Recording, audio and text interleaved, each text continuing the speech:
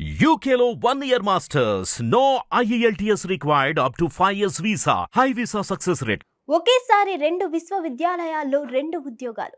అది అందరితో అవ్వని పని.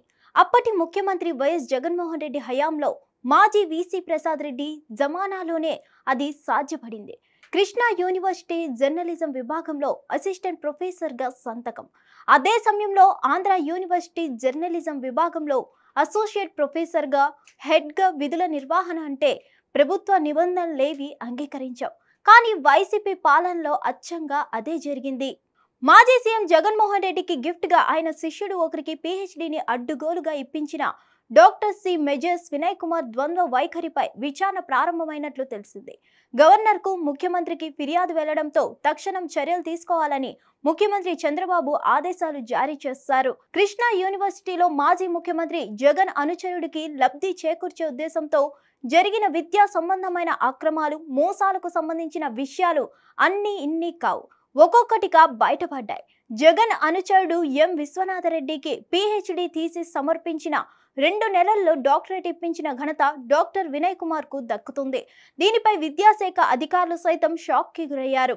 డాక్టర్ వినయ్ కుమార్ పర్యవేక్షణలో 16 నవంబర్ 2023న కృష్ణ విశ్వవిద్యాలయంలో విశ్వనాథరెడ్డి పీహెచ్డీ థీసిస్ సమర్పించారు.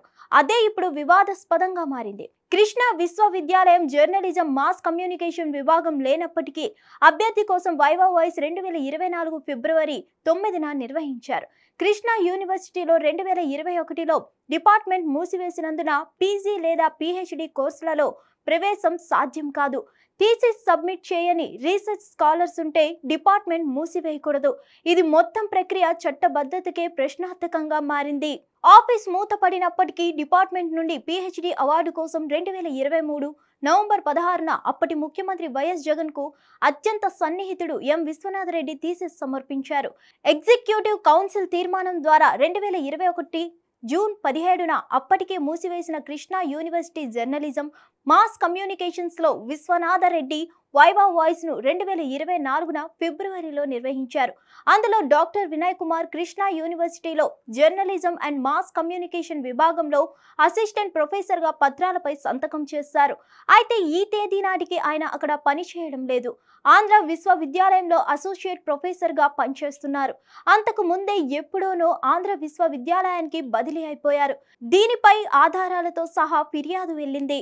అంతేకాకుండా వినయ్ కుమార్ 2023 నవంబర్ 11న కృష్ణా యూనివర్సిటీలో journalism and mass communication department assistant professor హోదాలో రీసెర్చ్ సూపర్వైజర్ గా థీసిస్ పై సంతకం చేశారు.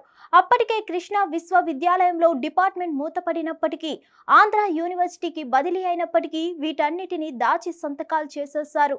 యూనివర్సిటీ నిబంధనలకు విరుద్ధంగా ఒక చోట అసిస్టెంట్ ప్రొఫెసర్ గా మరొక చోట అసోసియేట్ ప్రొఫెసర్ గా సంతకాలు చేయడంపై ఇప్పుడు ఉన్నత విద్యాశాఖ విచారణకు ఆదేశించింది. కృష్ణా యూనివర్సిటీ నుంచి ఇటువంటి చట్ట వ్యతిరేక కార్యకలాపాలు చేయడం ద్వారానే అక్రమంగా బదిలీ అయ్యారని ఆరోపణలపై కూడా విచారణ జరుగుతుంది. మరిన్ని అప్డేట్స్ కోసం stay tune to hit TV. Hit TV app ని డౌన్లోడ్ చేసుకోండి. ఇందులో short news, live news, entertainment movies అన్ని అవైలబుల్ గా ఉన్నాయి. Please download Hit TV app. Hit TV app hit TV app ని ఫ్రీగా డౌన్లోడ్ చేసుకోండి.